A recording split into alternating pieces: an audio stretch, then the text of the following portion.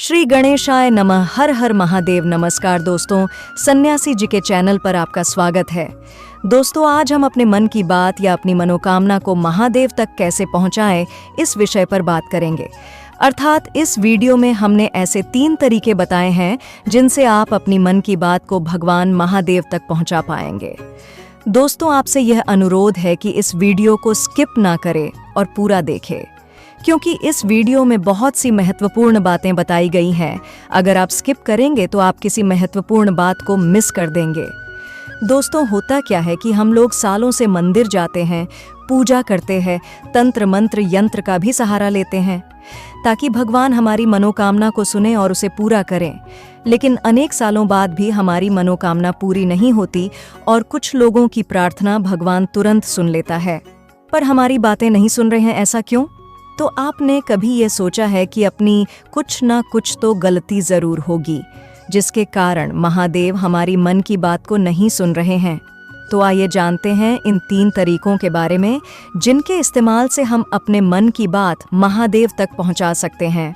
पहला तरीका है, दोस्तों, महादेव की सेवा आराधना करते करते नंदी जी महाराज में इतना शिव तत्व और शिव गुरु आया है कि वह खुद शिव स्वरूप बन गए हैं। नंदीश्वर महाराज परम शिव भक्त हैं, इसलिए महादेव से पहले नंदीश्वर जी का दर्शन किया जाता है। शास्त्रों और पुराणों के अनुसार भगवान महादेव ने नंदी जी महाराज को वरदान दिया है कि जो भी शिव भक्त अपनी मन की बात को, अपनी मनोकामना को नंदी जी के कानों में बताएगा, उसकी मनोकामना तुरंत सुनी जाएगी। यानी कि महादेव उस बात को तुरंत सुनेंगे।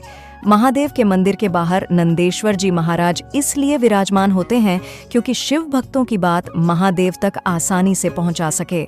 मेरे साथियों, नंदीश्वर जी महाराज महादेव के सिर्फ वाहन ही नहीं है, अपितु वह महादेव के उच्च कोटि के भक्त हैं। तो पहला तरीका यह है कि आप अपनी बात को नंदीश्वर जी के कानों में कहिए। योग्य समय आने पर महादेव आपकी मनोकामना जरूर पूरी करेंगे। लेकिन नंदीश्वर महाराज के कान में आप कुछ अतरंगी बातें ना कहे और अतरंगी चीजें ना मांगे।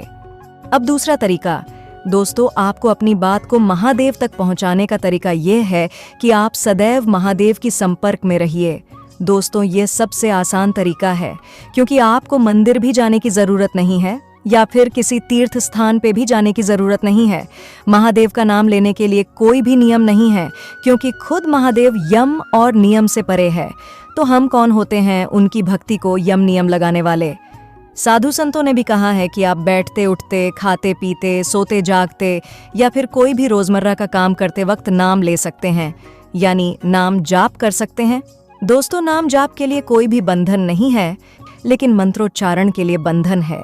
अगर आप सदैव हर समय महादेव का नाम जप करेंगे तो आप हमेशा महादेव के संपर्क में रहेंगे और वह आपकी हर बात को, हर मनोकामना को सुनेंगे और सही समय आने पर आपको नाम जाप का फल जरूर मिलेगा, आपकी मनोकामना जरूर पूरी होगी।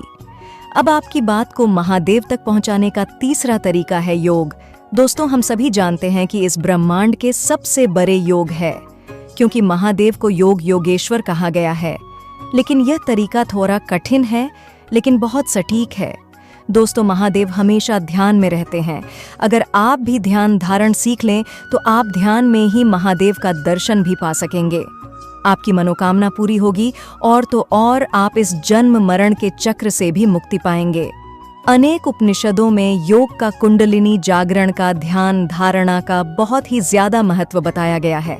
आप योग के माध्यम से अनेक सिद्धियां भी प्राप्त कर सकते हो। आप एक असाधारण मनुष्य बन सकते हो। मेरे साथियों, योग के बारे में जितना कहा जाए उतना कम है।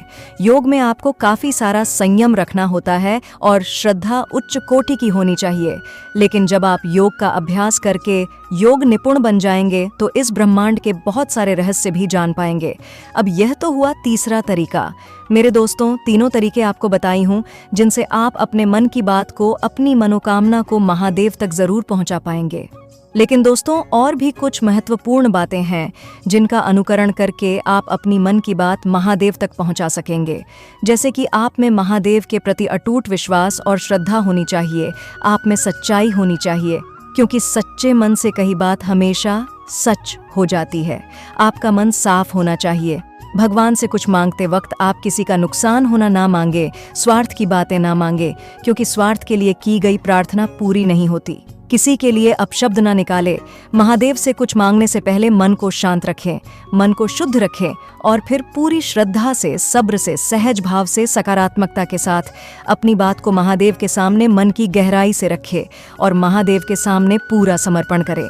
दोस्तों, कर्ता ना बने, आपको सिर्फ अपना कर्म करना है, जनहित का विचार करें। अगर आप इन सभी बातों का अनुकरण करते हैं तो महादेव सही समय पर आपके मन की बात को सुनेंगे भी और आपकी मनोकामना को पूरा भी करेंगे। तो दोस्तों, आप में से कितने ऐसे लोग हैं जो सुबह सुबह महादेव का नाम लेते हैं?